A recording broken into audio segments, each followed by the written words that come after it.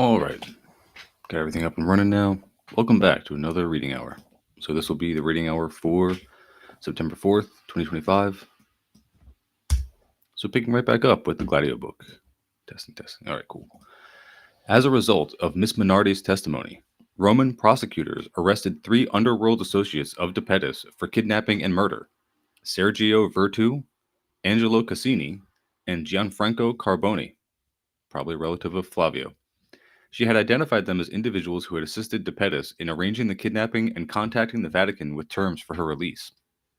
So the next section here is the payoff. Eventually, the investigating magistrates obtained evidence that the Vatican had made the payoff to the Banda in a circuitous manner.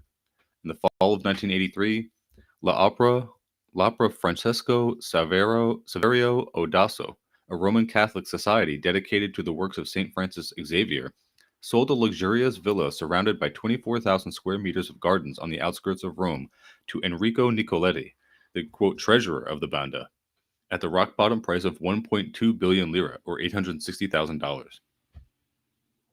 Quite an exchange rate there. 7 years later, the property was appraised at 27 billion lira. The sale had been engineered by Cardinal Ugo Poletti, the vicar of the Diocese of Rome and a member of the P2. Nicoletti transformed the villa into a nightclub called the House of Jazz, which received substantial loans from the IOR. Thanks to the sale of the villa, Cardinal Poletti emerged as a leading figure in the case of the missing girl. Poletti, at the time of the kidnapping, had received a great deal of adverse publicity because of his membership in P2 and his alliance with Licio Gelli. He had also received criticism for his advancement of the cause of Opus Dei, a secretive Catholic sect that had served to establish Gladio units throughout Europe. I didn't realize that Opus Dei was involved in Gladio in Europe. I'm sure that's not the first time that's come up. As the vicar of Rome, he presided over the Basilica of Saint Apollinaire, where De Pettis remained a member in good standing. He stood in a unique position to resolve the matter of Emanuela Orlandi and the Banda's demand for repayment of its drug money. So remember, Emanuela Orlandi was kidnapped, and then the Banda del Magliano demanded payment for its the debts they were owed for all their drug smuggling. And again, this seemed like it was also like a fake kidnapping conspiracy to basically get the Vatican paid off for its outstanding debts. This hole that it created with all the fictitious currency it made up, and fictitious wealth through interest it made up. A sordid scenario is the next section here. By 1983, when the villa was sold, most investigators, including Judge Parisi, had come to the conclusion that the kidnapping case revolved around sex and the problem of pedophilia that was mounting within the Holy See. Oh yeah, also I should mention, yesterday I had made a bunch of text slides and turned them into videos, trying to publicize more of this Gladio book, because in the beginning of this book, there is a chronology of events, which is pretty interesting because it goes all the way from the 40s up until 2014. And then, just providing paragraph long, brief descriptions of each event.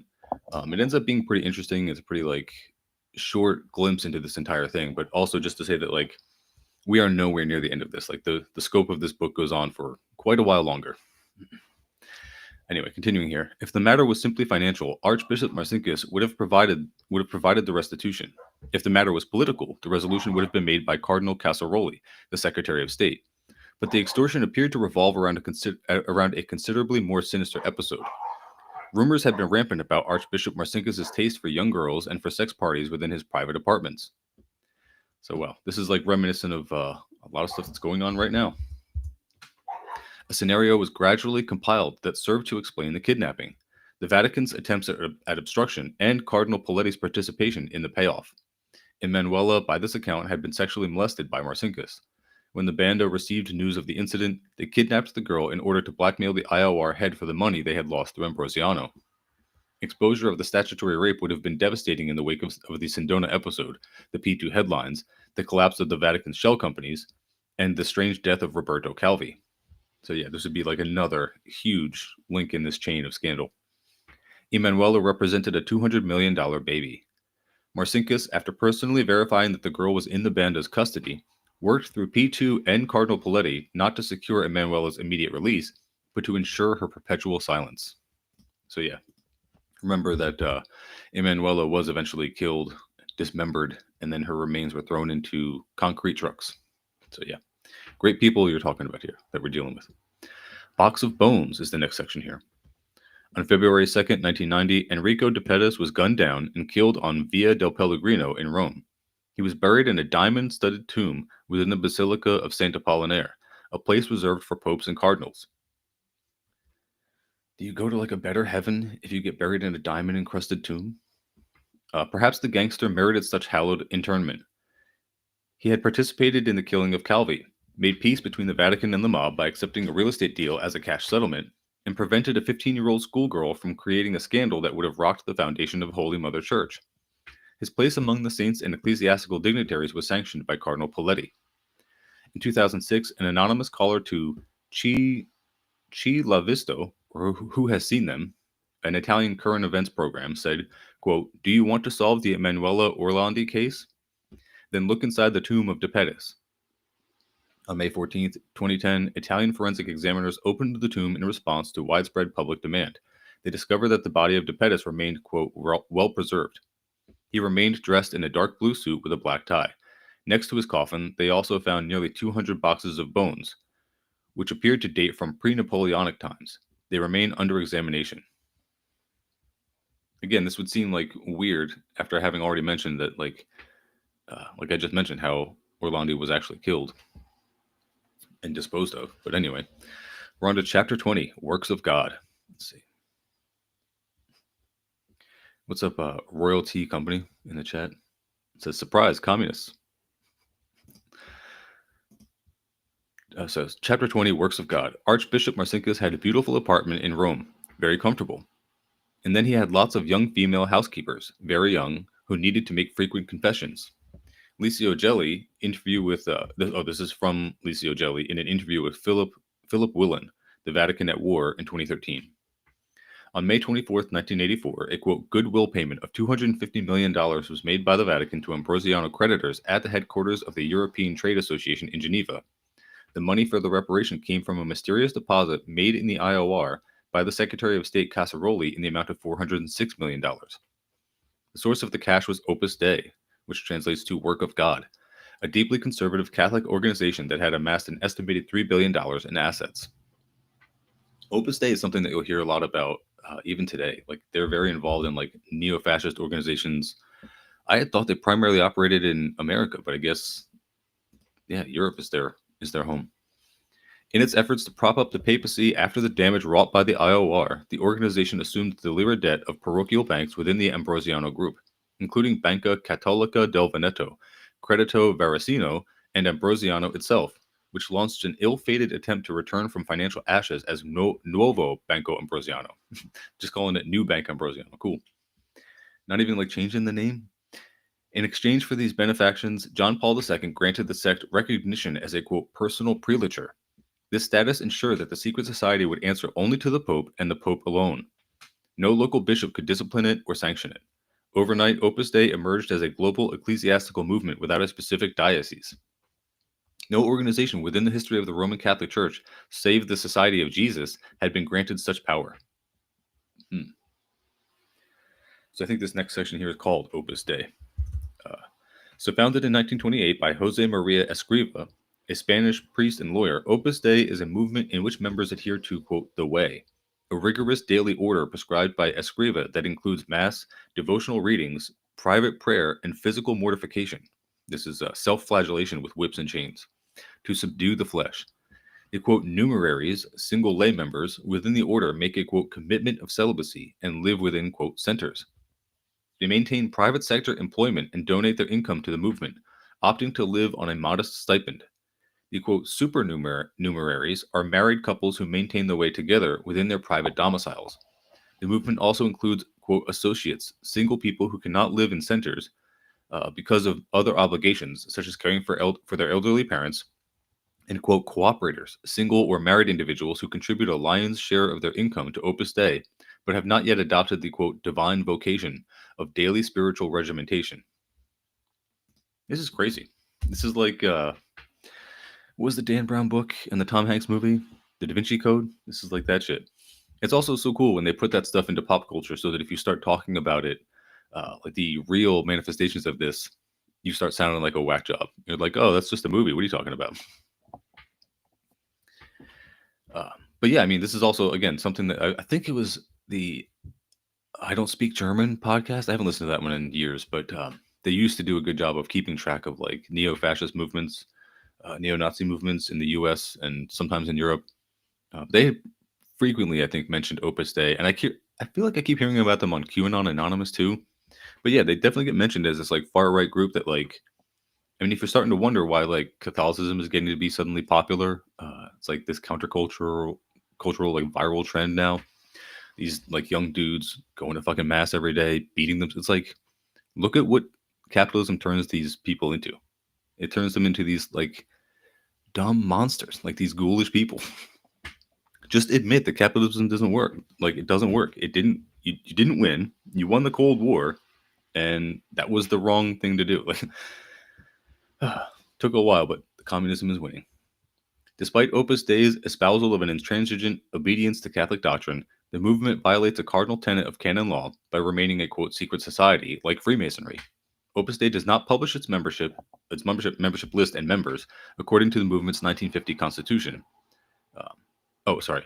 It does not publish its membership list, and members, according to the movement's 1950 constitution, are forbidden to reveal their adherence to the movement without the express permission of their superiors. I also have noticed, like, again, this is another thing you notice if you see, like, if you frequent any kind of firearm forums or chats or whatever, like, they love The Mandalorian, even though the whole message of The Mandalorian was, like, not to be a fucking Catholic reactionary, but they have taken the phrase, this is the way, and it's, like, in every comment section. Anything that they like to see, they're just like, this is the way. Like, where do you think this comes from? Fount of Fascism is the next section here. Much of what is known about the sect comes from John Roche, a professor at Oxford University who left the order and broke his pledge of secrecy. In an essay titled The Inner World of Opus Dei, Roche writes, quote, internally, it is totalitarian and imbued with fascist ideas turned to religious purposes, ideas which were surely drawn from the Spain of its early years. It is virtually a cult in spirit, a law unto itself, totally self-centered, grudgingly accepting Roman authority because it still considers Rome orthodox. So again, this is like back in the 70s and 80s. By 1984, when the reparation was made, Opus Dei had become a $3 billion enterprise controlling 600 newspapers, 52 radio and television stations, 12 film companies, and 38 news agencies. Prominent Americans who became affiliated with the movement included CIA Director William Casey, William Simon of Citicorp, Francis X. Stankard of Chase Manhattan, and Sargent Shriver, a former Democratic candidate for vice president. David Kennedy of Continental Illinois, albeit a Mormon, became a conspicuous friend of the sect, since his bank was a leading shareholder of an Opus Dei bank in Barcelona. Cool, very cool. So what? He's a Mormon, and he runs Continental Illinois, and then gets involved with Opus Dei because his bank is a leading shareholder of an Opus Dei bank in Barcelona. Money will take you places. Crazy shit. The CIA funding is the next section here. Because Opus Dei was vehemently anti-communist, in 1971 the CIA began to funnel millions into its coffers to thwart the growth of liberation theology in Latin America. Much of this money ended up at the Chilean Institute for General Studies, or IGS, an Opus Dei think tank. The members of IGS included prominent lawyers, free market economists, and executives from influential publications. Okay, so we're tying in all the like Chicago boys and like the free market enjoyers that take hold in Latin America. It's like this is all a big strain of thought. The anti-communist, anti-liberation theology. The leader of IGS was Herman Cubulos, founder of Capasa, an Opus Dei magazine and publisher of El Mercurio, the largest newspaper in Santiago and one that received CIA subsidies. The coup against the democratically elected regime of Salvador Allende was planned within the corridors of the Chilean think tank. Yeah, so again, exactly what I was just speaking of. After the coup, IGS technocrats became the new cabinet ministers, and Cubillos emerged as a foreign minister. Throughout the 1980s, the CIA made use of Opus Dei's Milites Christi, or Soldiers of Christ, as a primary force in Poland. The numeraries and supernumeraries provided ongoing support for Solidarity, which by some accounts reached nearly $1 billion by the end of the decade. Opus Dei also organized courses, seminars, and conferences to indoctrinate Polish teachers, scholars, and economists in the tenets of Western democracy and the plans of a unified Europe, as envisioned by the Council on Foreign Relations and the Trilateral Commission, in the wake of the imminent collapse of the USSR. How much money the CIA provided to Opus Dei remains a mystery. The CIA refuses to release any records regarding its relationship to the secret sect on the grounds that any disclosure would undermine, quote, national security. Very convenient, very convenient. As plans got underway for Opus Dei to take control of the Vatican's finances in order to ward off a future debacle, the CIA was forced to bring closure to other matters, including the case of Michele Sindona, the man who knew too much. Wonder how they're going to take care of that. Presidential pleas is the next section here. In a letter of September 1st, 1981, Sindona had petitioned President Reagan for a presidential pardon. In the letter, the mafiosi reminded Reagan that he had served as a central figure in the, quote, Western anti-communist struggle, and had purchased the Rome Daily American on behalf of the CIA to, quote, prevent it from falling into the hands of the left. The mafia financier further informed the president that he had worked with Graham Martin, the U.S. ambassador to Italy, to create a media center that would produce an ongoing flood of anti-communist propaganda. As a result of this effort, P2 gained control of Corriere della Sera, Italy's leading daily newspaper, and the entire Rizzoli publishing group. Quote, I have only fought for democracy and justice, Sindona wrote, quote, and for this I have been persecuted. He ended the letter with the caustic phrase, quote, and this is what happens to a friend of the United States. Well, yeah, I mean, was it Kissinger that said that? And the closing, quote, respectfully yours, Michele Sindona. David Kennedy, Nixon's former Secretary of the Treasury and Sindona's longtime friend, personally delivered the letter to the White House. 11 months later, Sindona, who had been transferred from a lockup in Springfield, Missouri, to the federal prison in Otisville, New York, received a reply from President Reagan's lawyer, Fred F. Fielding. Quote, thank you very much for your petition, Fielding wrote. I have taken the liberty of forwarding your material to Mr. David Stevenson, acting pardon attorney. Sindona waited over a year for a response from Stevenson.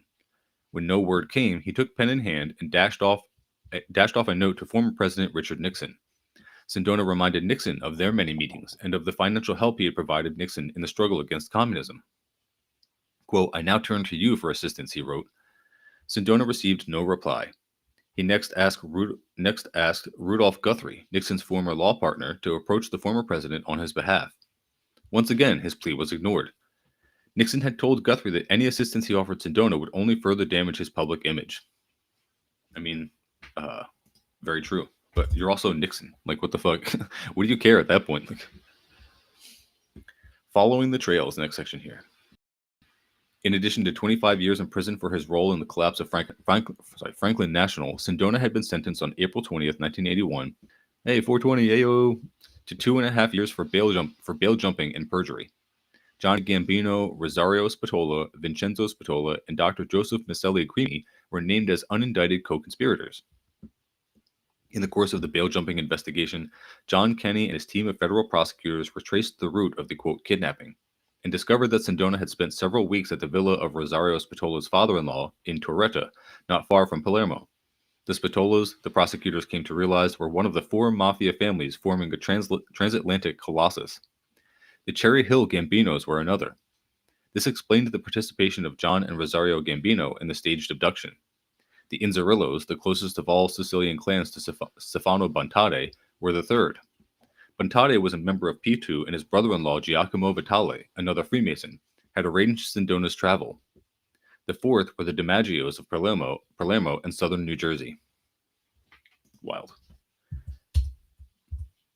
Being from New Jersey myself, I'm very familiar with, like, Cherry Hill. I know that town. I've been there. I've eaten food there. Sindona's Familia.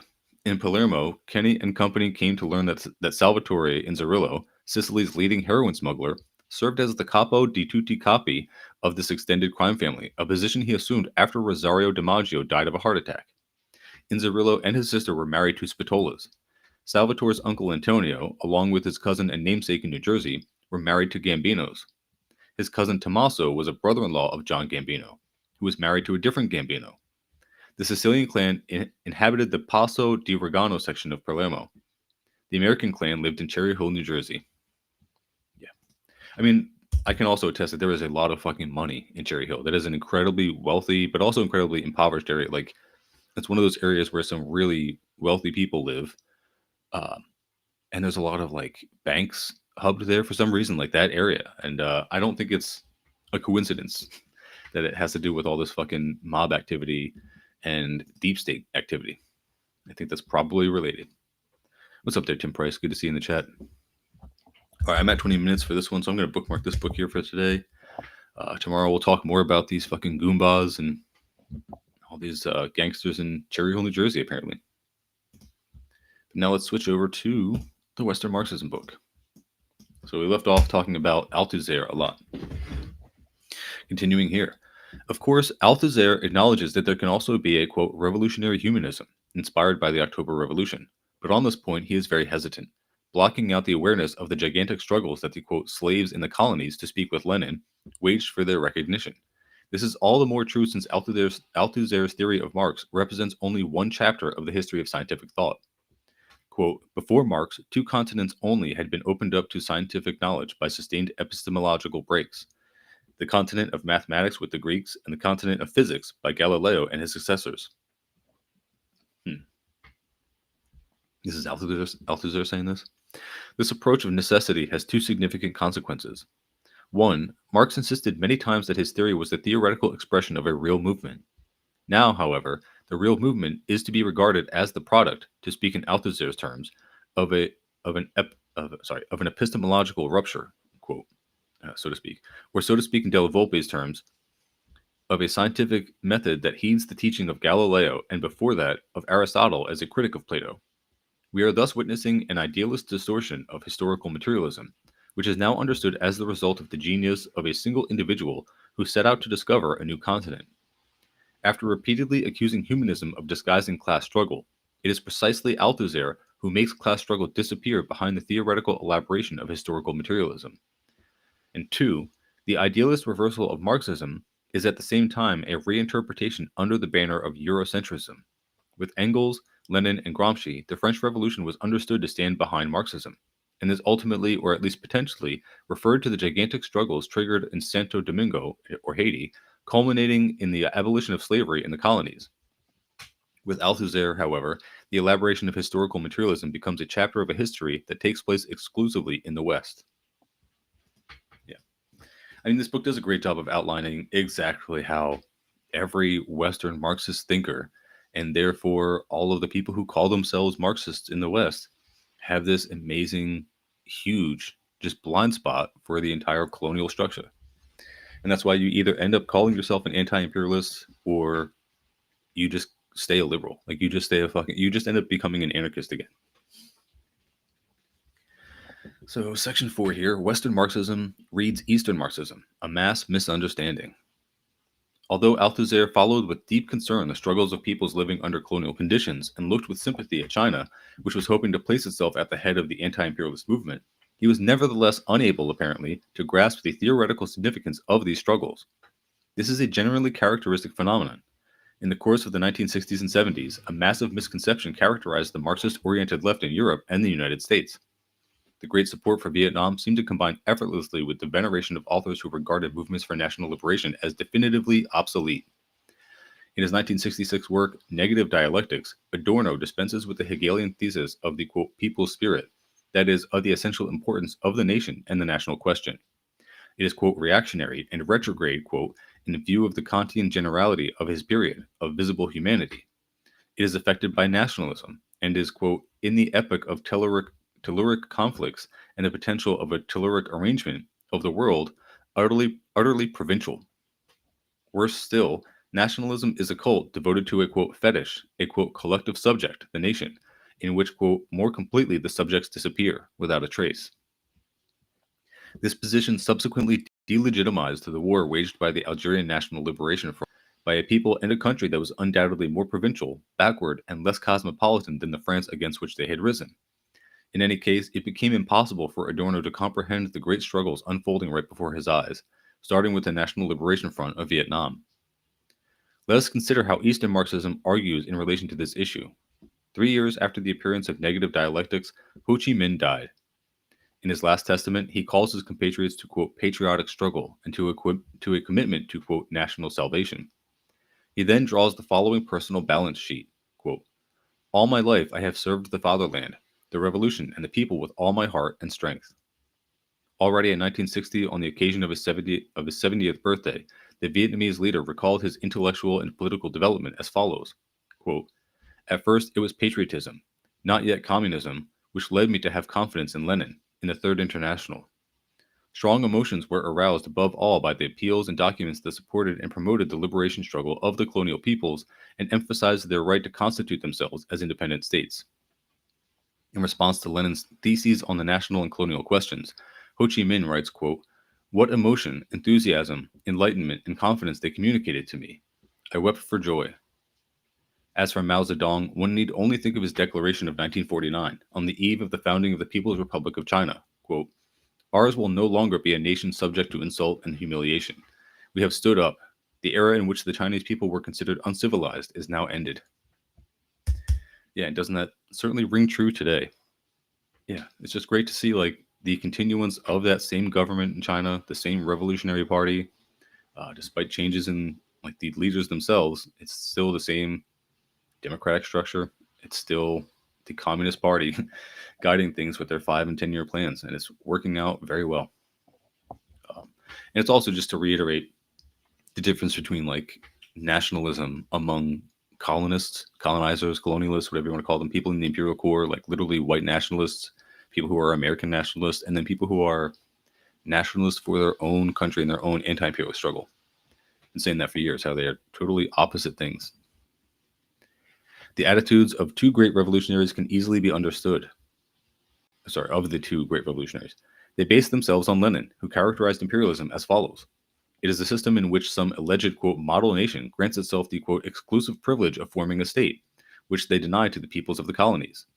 Indeed, a, quote, few chosen nations want to create their own prosperity by plundering and dominating the rest of humanity. Yeah, it's a pretty simple and succinct, good description. In addition to economic plunder and political oppression, the hierarchization of nations is also characteristic of imperialism. The exploited and oppressed peoples are simultaneously branded as incapable of governing themselves and of constituting themselves as a state. The struggle to shake off the stigma is a great struggle for recognition. However, in those years, the reverence for Ho Chi Minh, Mao, or Castro did not lead to any distancing from the national nihilism peculiar to Western Marxism. Not even Sartre was able to resist national nihilism despite his strong commitment to the fight against colonialism. As a central chapter of his Critique of Dialectical Reason shows, for Sartre, the various human conflicts ultimately arise from, quote, scarcity or rarity. The result of this approach is devastating. To the extent that the situation of scarcity causes a struggle for life and death, it ultimately justifies in a certain way those responsible for the oppression. They now appear as protagonists of a tragic struggle for survival, which faithfully imposes itself on the present and can be ended in the future only by an extraordinary development of the productive forces. Vice versa, the oppressed seem to be driven only by the desire to escape unbearable living conditions. But if language, culture, national identity, and dignity play no role whatsoever, it is impossible to understand why social strata that enjoy a comfortable standard of living or live in prosperity to a greater or lesser extent also participate in the struggle against national oppression. As one can see, sympathy for the, quote, damned of this earth and indignation at the crimes of colonialism and imperialism in Algeria or Vietnam, however meritorious they are, do not in themselves guarantee an adequate understanding of the national question. That's another very good point. Like, it doesn't matter how much you care, how indignant you are, how much you declare yourself to be even neutral. You can still very much lack an understanding if you're taking this liberal Western Marxist point of view. A few decades later, Hart and Negri would explain the deeper reason for this contradictory attitude. Quote, from India to Algeria, and Cuba to Vietnam, the state is the poisoned gift of national liberation. Yes, the Palestinians can count on our sympathy, but once they are, quote, institutionalized, one can no longer stand by their side. For as soon as the nation begins to form as a sovereign state, its progressive functions all but vanish. And again, do they apply that same kind of like condemnation to their own states and then therefore apply to themselves some kind of similar obligation to fix that state or overthrow it entirely? No. They just sit in the state that they also supposedly condemn, but then condemn the other states more, just like this. This means that sympathy for the Vietnamese, the Palestinians, or other peoples can only be felt as long as they are oppressed and humiliated. A liberation struggle is supported only to the extent that it is unsuccessful. The defeat or futility of a revolutionary movement is a prerequisite for the rebel to be able to boast and enjoy his rebelliousness as a rebel who is under no circumstances willing to engage with the dirty work of institutionalized power. Yeah, that is absolutely the catch 22 of like Western Marxism and their relationship to power, which is we can't possibly take it, we can only complain about it. And we can't even support other people who take it and use it for good because we have to nitpick. The leaders of the peoples fighting for their liberation clearly argue in a very different way. In September 1949, on the eve of the communist seizure of power, Mao Zedong drew attention to Washington's wish that China, quote, will live on U.S. flour and thus eventually become a U.S. colony. The struggle to increase production thus became a continuation of the struggle for national independence. Yeah, it just makes you think of the productive forces meme. They just say productive forces over and over again, some kind of video, and has Deng Xiaoping in there. In truth, the manifesto of the Communist Party had already pointed out that, quote, the proletariat will use its political supremacy and control the means of production to increase the total of productive forces as rapidly as possible, and in particular to develop, quote, new industries that no longer have a national basis and whose introduction becomes a life and death question for all civilized nations. Nevertheless, the general problem to which Marx and Engels drew attention acquires a very special urgency in the East. Having shaken off the colonial yoke, the countries and peoples that have become independent are striving to consolidate themselves economically. They no longer want to depend on the alms or arbitrariness of their former masters. They consider it absolutely necessary to break the monopoly of the more powerful countries on more advanced technology. In fact, we find the same orientation that we have already found with Mao and Vietnam. While the war for independence and national unity was still in full swing, Lee Duan, the first secretary of the Workers' Party of North Vietnam, declared that the most important task after the assumption of power was a, quote, technical revolution. Since the, quote, productive forces play the decisive role, it is therefore a matter of making a thorough effort aimed at changing the backward state of our national economy and pushing forward the development of productive forces. Once again, I'm going to have to reference the meme where it's a picture of Deng Xiaoping and it's the Lenin quote. And he's talking about how we have to increase the productive forces. We don't have time. We can't just refuse to do business with people who don't agree with us. We have to do business with the capitalists and learn from them. We have to increase the productive forces if we're going to compete and have our project actually survive as opposed to becoming another colony. Lenin himself said this. And then it says, pick unrelated quote by Lenin. Because again, it's a picture of Deng Xiaoping and it sounds like Dengist policy. Continuing here. Actually, let's see how much time I got this. Yeah, I'll do this for like 7 more minutes. Cool. In the West, on the other hand, when the movement to support the Vietnamese Revolution was growing stronger and the influence of China was becoming more noticeable, a completely different tone was heard among the Marxist left. In Italy, Mario Tronti published a book that rapidly became a great success. One of his central theses, the socialist revolution, quote, will abolish work, and in so doing it will abolish class domination. The abolition of work by the working class and the violent destruction of capital are one and the same. Tronti published his essay in 1966, the year in which the, quote, Cultural Revolution was breaking out in China. And at this point, the comedy of misunderstandings reaches its peak. The, quote, Cultural Revolution was unleashed with a specific slogan, quote, grasp revolution, promote production. Among Western Marxists, there was no lack of sympathetic or even enthusiastic opinions in support, but they dropped the second part of this slogan. However, as late as 1969, on the occasion of the 9th Congress of the CPC, Lin Biao, at that time the designated successor of Mao Zedong, emphasized, quote, as the 16-point decision indicates, the great proletarian cultural revolution is a powerful motive force for the development of the social productive forces in our country. Our country has seen good harvests in agricultural production for years running, and there is also a thriving situation in industrial production in science and technology. The enthusiasm of the broad masses of the working people, both in revolution and production, has soared to unprecedented heights. Many factories, mines, and other enterprises have time and again topped their production records, creating all-time highs in production. The technical revolution is making constant progress. Grasp revolution, promote production. This principle is absolutely correct. Lin Biao affirmed this affirmed this point persistently. We must, again quoting, we must energetically promote production and fulfill and overfulfill our plans for developing the national economy. It is certain that the great victory in the great proletarian cultural revolution will continue to bring about new leaps forward on the economic front and in our cause of socialist construction as a whole. It's almost like he had a fucking crystal ball. One of the main accusations against the deposed president of the PRC, Liu Shaoqi, was, quote, the doctrine of trailing behind at a snail's pace. That is, the inability to understand that the Cultural Revolution would accelerate the development of the productive forces and would lift the country at breakneck speed to the level of the most advanced capitalist countries. It was not by chance that the Cultural Revolution revived and relaunched the Great Leap Forward of 1958, through which China had hoped to catch up with the most advanced capitalist countries in a flash. Yeah, great stuff. And of course, in hindsight, now seeing what China has become, it's like this chapter here feels like the Soviets expected it book, like the book that I'm going to read next, but it feels like that, but for China. Just this section here, it's wild. We should not forget that as early as 1937, Mao's essay On Practice had taken up a motif from the manifesto of the Communist Party, emphasizing the central importance of, quote, activity in material production and the development of productive forces with the aim of increasing not only social wealth but also, quote, human knowledge. Indeed, quote, small scale of production limited man's outlook.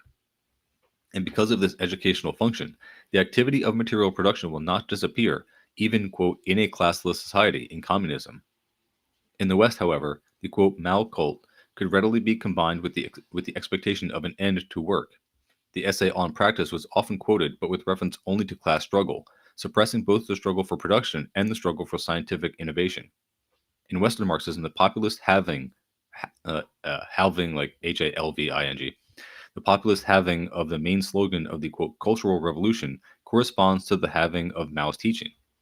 The latter felt obliged to eliminate two kinds of inequality, the inequality existing within the Chinese people, but also, and perhaps even more, the inequality that separated China from the most advanced countries. With the significantly accelerated development of the productive forces, overcoming the first contradiction also would have made possible the overcoming of the second. Thus, China was to rise once and for all, and the long struggle for recognition, which the oppression and humiliation of imperialism had made necessary, was to be crowned with complete success. But in the West, the, quote, Cultural Revolution was distorted to become the sum total of Mao's teaching and work, and the Chinese Revolution in its entirety was reduced to a slogan, quote, it is right to rebel. The great revolutionary, already cut in half as outlined above, was now reinterpreted as an anarchist. Ugh, gross. Although anarchism had been defeated with much effort during the time of the Second International, it loudly returned in the movement of 1968. Oh my god. It's just like ominous.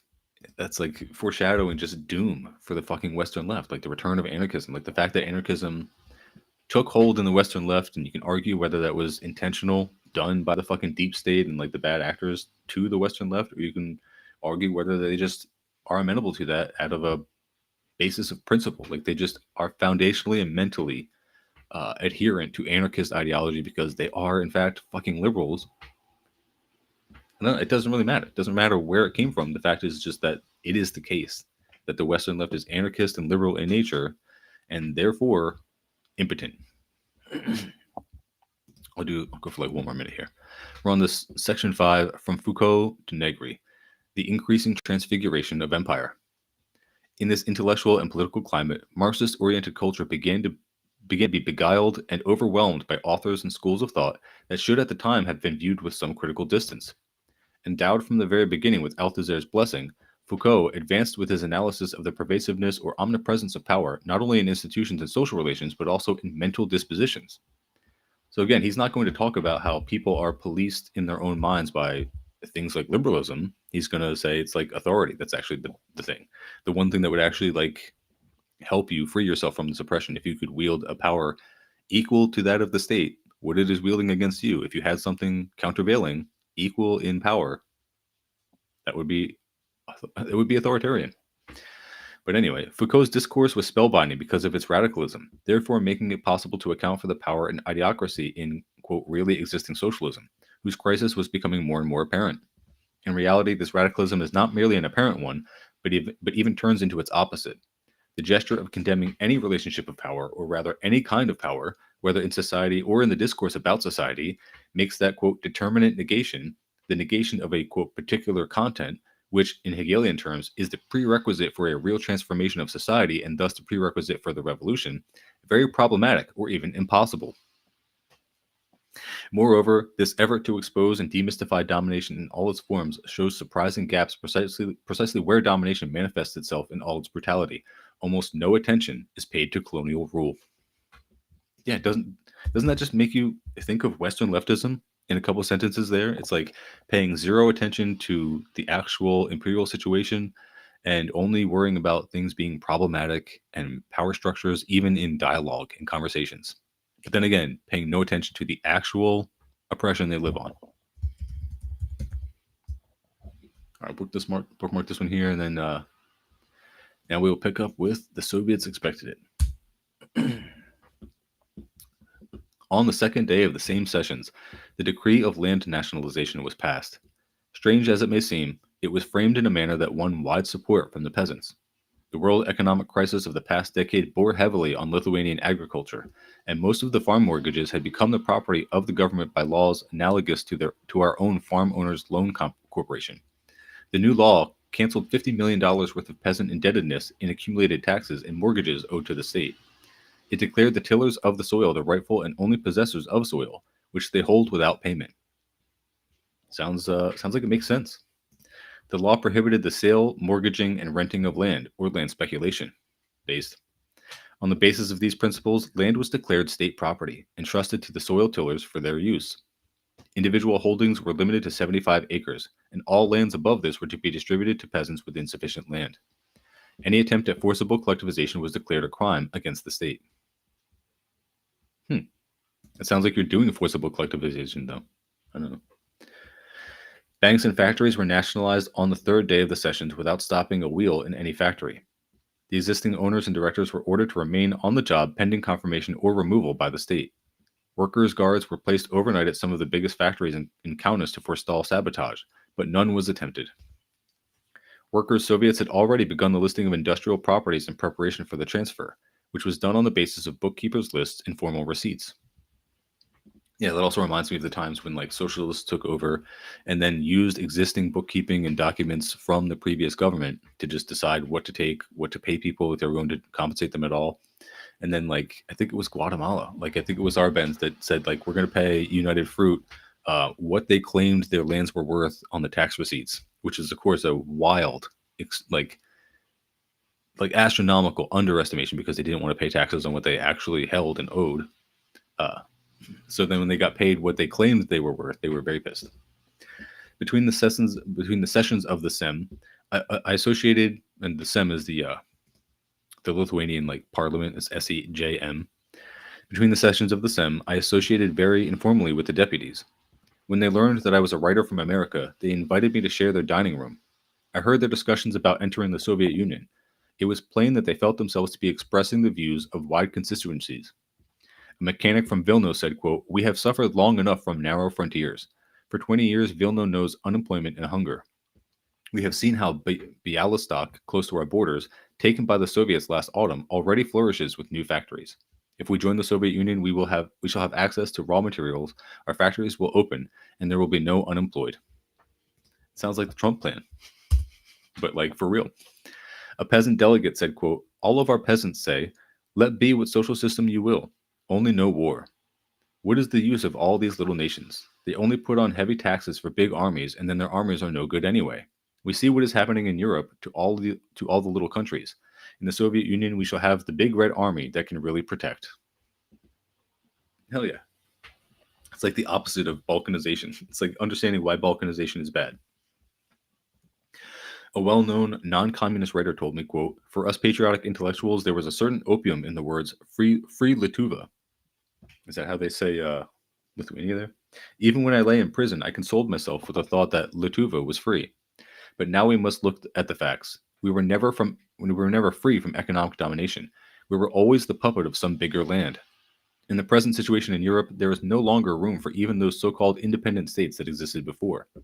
There is only left the choice between our two great neighbors, Nazi Germany, which will destroy our state forms and despise our nationality, and Soviet Russia, which, while destroying our state forms, will make us equal citizens, respecting the nationality of the Lithuanian people. As an honest lover of Lithuanian freedom, I must vote to enter the USSR. These were the views that caused the same deputies to vote for union with the USSR. Sitting at tea in the session intervals in a room behind the theater boxes, President Paleckis said to me cheerfully, informally, quote, Lithuania's path to socialism is the easiest ever known. We have no large capitalists and our intellectuals side with the workers and the farmers. We have done it all by the will of the Lithuanian people through constitutional forms. I have seldom seen a man more happy. It is tragic to think of what has happened to him now and to those hopeful deputies. Lithuania was overwhelmed by the first German advance. It was part of the Baltic buffer, which, by absorbing the first fortnight's shock of the Nazi blitzkrieg, gave time to the Soviet armies to mobilize. Its nationalized factories were seized by German capitalists, its leaders hunted by the German Gestapo. Were the Baltic states then only a buffer to be sacrificed for others? Were all those hopes aroused only to be betrayed? The aroused hopes themselves are part of the answer. So are the guerrilla bands formed in their name. These peasants of the Baltic, who for centuries were serfs of the Russian Tsar and the German barons, had 20 years of relative independence and 1 year's close contact with the Red Army and the life of the USSR. This lit a flame that the Nazis cannot smother and strengthened a will that will yet make them free. Damn. Very optimistic words. Doesn't sound like it unfortunately held up to today, but you know. So now chapter 13, the pact that blocked Hitler. For nearly 2 years, the phrase Stalin-Hitler alliance was applied by American headlines to the Soviet-German non-aggression pact. Through constant repetition, most of the American people came to believe that there was really some sort of an alliance between the two countries, which might have given the, quote, green light to Hitler in beginning the Second World War. Hitler thought differently. In declaring war on the Soviets, he complained that they had persistently, quote, conspired with Britain to block him. There are more solid reasons than this absurdly propaganda statement for believing that history may speak of the pact as the pact that blocked Hitler. Both Adolf Hitler and Joachim von Ribbentrop say that Germany and not the Soviet Union originally asked for the pact. Since the admission hardly adds to their prestige, one may assume that it is true. Quote, I brought myself in August 1939 to send my foreign minister to Moscow, says Adolf Hitler.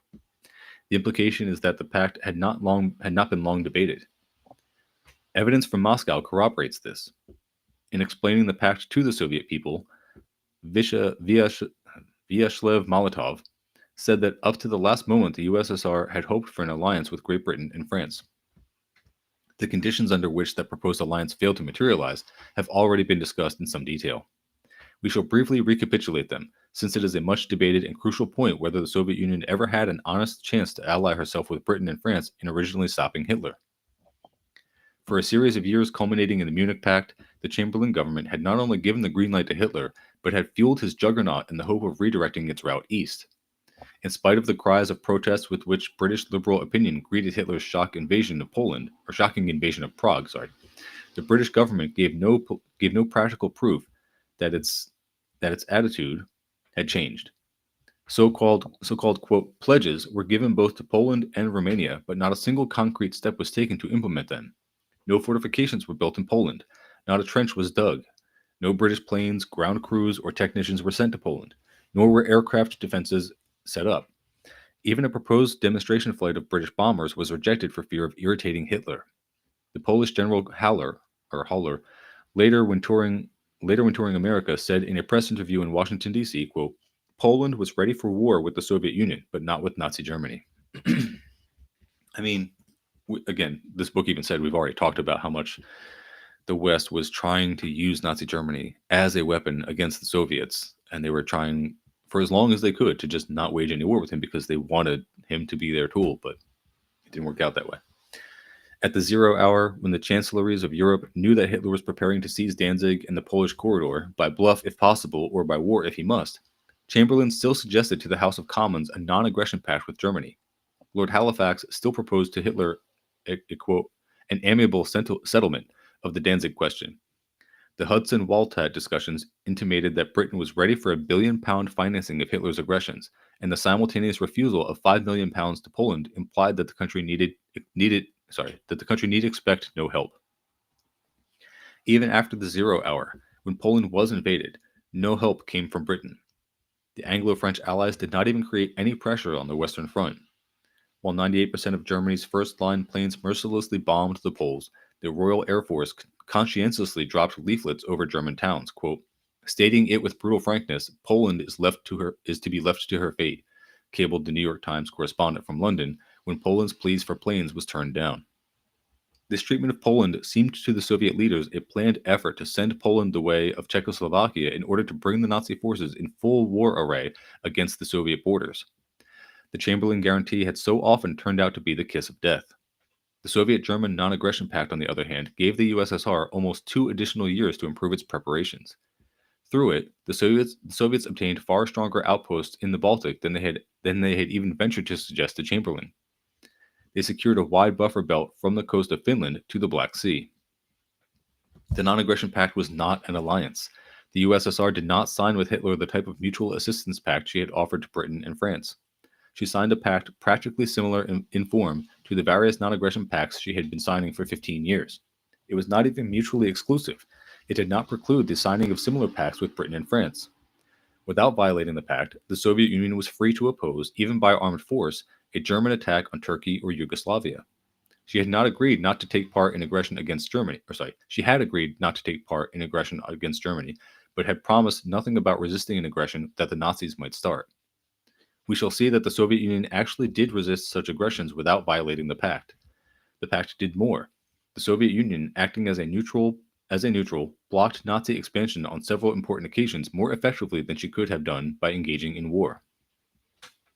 Again, you will never hear this point of view from anyone in the West talking about World War II, talking about the Soviet Union, talking about any of this shit. They will never tell you this. The pact was accompanied by a trade agreement in which the USSR agreed to supply Germany with certain raw materials in exchange for German machines. No estimates ever made of this trade place it as high as that carried on in 1931 between the USSR and the German Republic. In other words, normal commercial trade. The USSR never became the, quote, arsenal for Germany in anything like the sense in which America, while still technically neutral, became the arsenal for Great Britain. America has even been the arsenal for Japan in her war against China to a far greater extent than the USSR ever was for Germany. Yeah, again, another thing people just do not talk about here in the West is that China actually had a huge part in World War II. Who do you think fought the fucking Japanese? Americans just think it was them. The only commodity sent by the Soviets to Germany that could be classed as a war commodity was oil. The highest foreign guesses assume that the Soviets may possibly have sent as much as 1 million tons. America's supply of oil to Japan, even under the government licensing system, was more than 3 times as much. In the second year of the pact, the Soviets signed a trade treaty with Romania, by which they got Romanian oil that Hitler presumably wanted. There is no proof of the often made assertion that the Non-Aggression Pact provoked Hitler's march into Poland. 4 months before the German-Polish War broke, American ambassadors in Europe were cabling the United States State Department, that the betting was 10-1 that there would be war. Poland had specifically refused Soviet assistance. The pact therefore did not affect the war in Poland, but tended to limit its spread to other lands.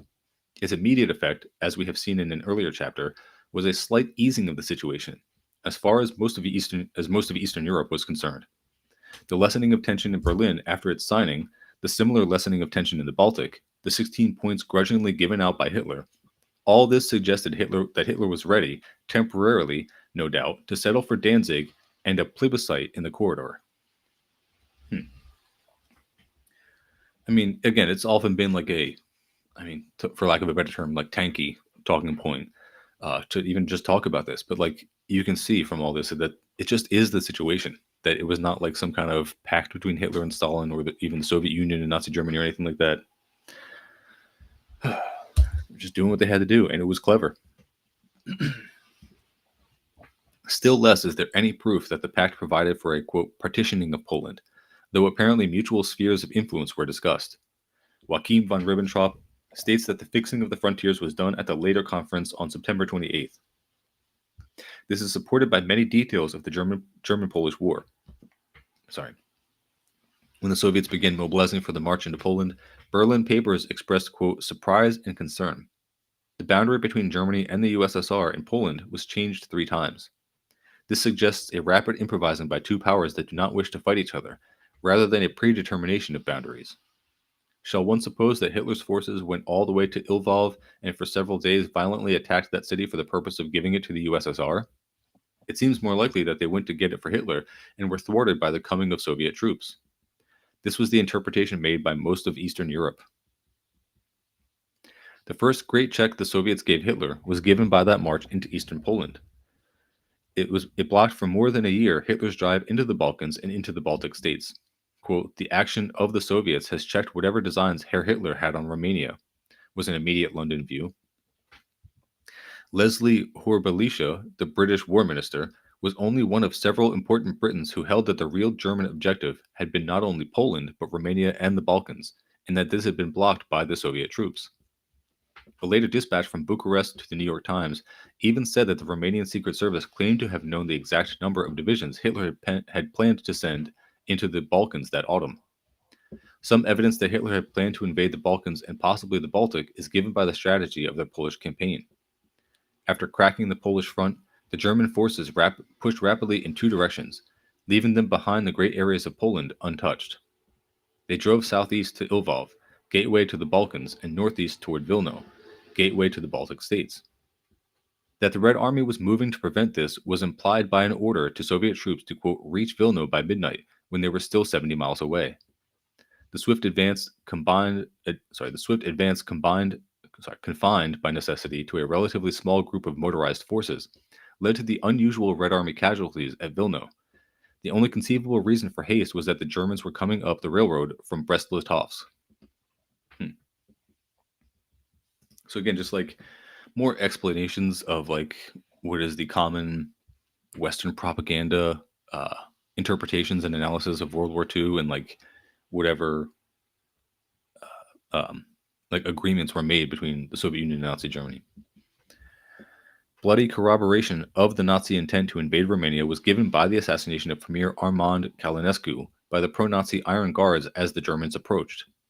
High sources in Bucharest hinted that something far more important than mere assassination was about to happen.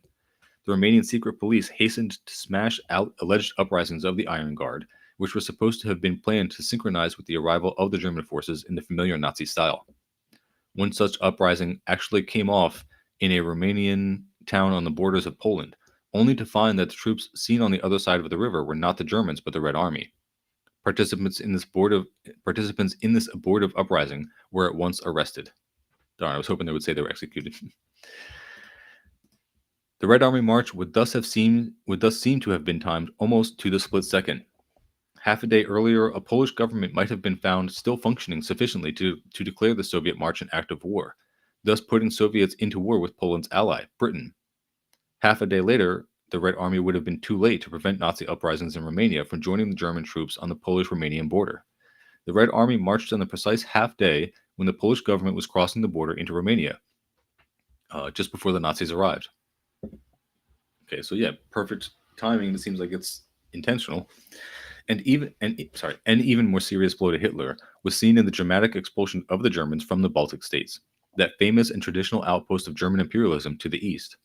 People traveling in Germany at the time know that this sudden evacuation caused a great deal of adverse comment and was suspected to be due to some Russian demand. How bitterly the German government had opposed it was not realized until Hitler admitted it in his declaration of war. Quote, "The consequences of this treaty were very severe. Far more than 500,000 men and women were forced to leave their homeland practically overnight. To all this, I remained silent because I had to." Are these the words in which a victor speaks?